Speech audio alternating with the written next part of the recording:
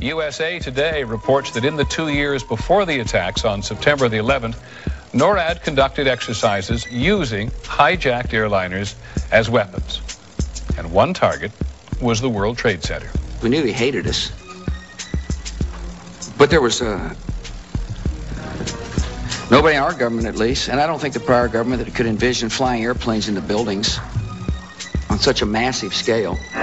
I don't think anybody could have predicted that these people would take an airplane and slam it into the World Trade Center, take another one and slam it into the Pentagon. U.S. military planners did envision and practice those very scenarios. As reported by USA Today, the North American Aerospace Defense Command, NORAD, conducted exercises with fighter jets, simulating hijacked planes flown into the World Trade Center in the 2 years before the attacks. And so then I saw Condoleezza Rice get up on TV and say, we had never thought, we had never heard. Why, that's a ridiculous conspiracy theory to say that. Pentagon planners also envisioned the attack on the Pentagon 5 months before it happened. According to this April 2001 Pentagon email, Air Force officials wanted a war game, having a terrorist group hijack a commercial airline and fly it into the Pentagon. Let me tell you, this world is about to come to an end. It cannot continue to go on. She saw it in the worst condition.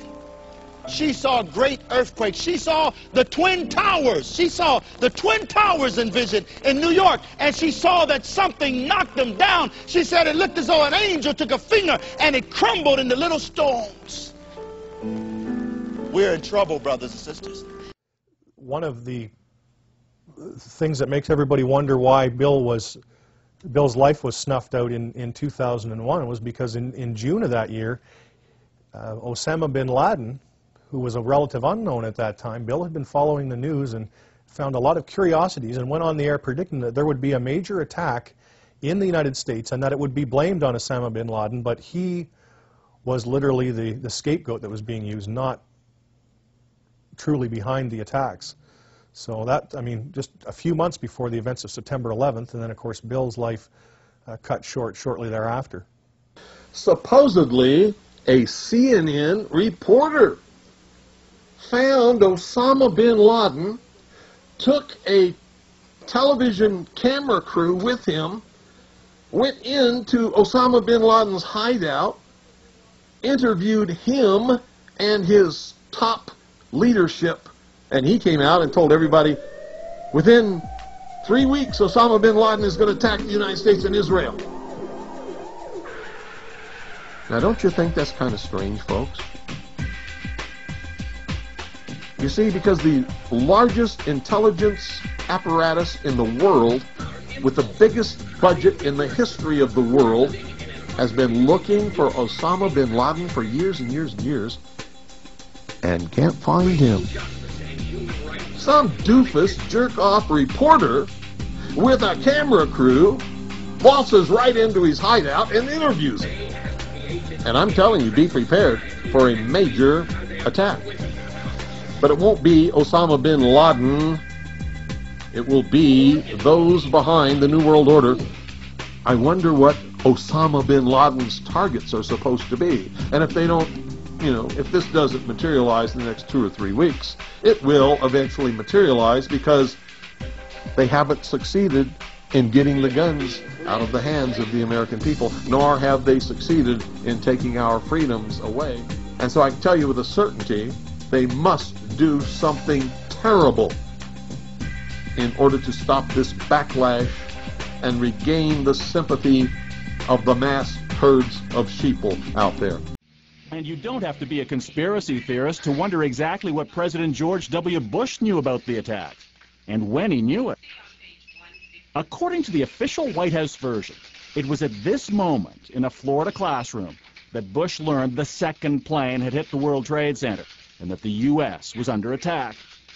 But here's what George Bush himself said almost 3 months later when asked about September 11th. I was sitting outside the classroom waiting to go in, and I saw an airplane hit the tower of a TV. You know, the TV was obviously on, and I used to fly myself, and I said, well, there's one terrible pilot. And it said it must have been a horrible accident. But I was whisked off there. I didn't have much time to think about it. Now, wait a minute. George Bush was told about the second plane while he was inside the classroom. So you just heard him describe seeing the first plane crash on television that day. But that's impossible. No one saw the first plane crash on TV on September the 11th because the videotape of it didn't surface until the next day. So how could George Bush have seen what he said he saw? And I won't want you to believe Alex Jones. I want you to go get these news stories off my website. I want you to call these major newspapers. I want you to find out these statements were true by the White House about preparing for martial law. And I want you to let them know that if there is any terrorism, we know who to blame. The point is, if any terrorism comes, it's from this government. And if there was an outside threat like a bin Laden, who was a known CIA asset in the 80s, running the Mujahideen war, and whose family builds all the military bases over in Saudi Arabia right now, and sits on the board of Iridium Satellite. He's the boogeyman they need in this Orwellian phony system. I want the White House numbers up there now. A big part of the solution, after you research all the government terrorism and check out what I'm saying is true, call the White House and tell them, we know the government's planning terrorism. We know Oklahoma City and World Trade Center was terrorism.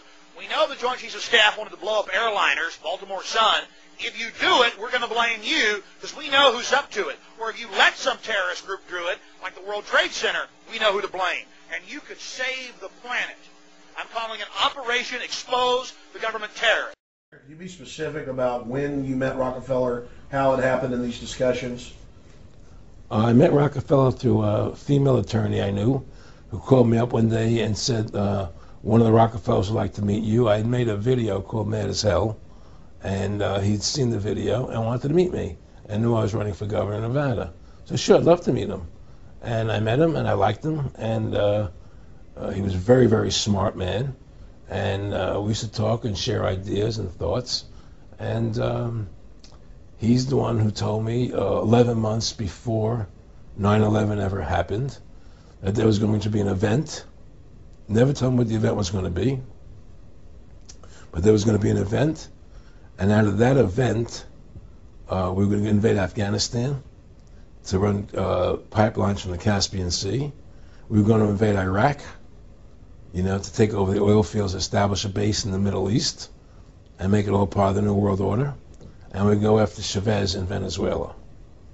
And sure enough, later 9/11 happened. And I remember he was telling me how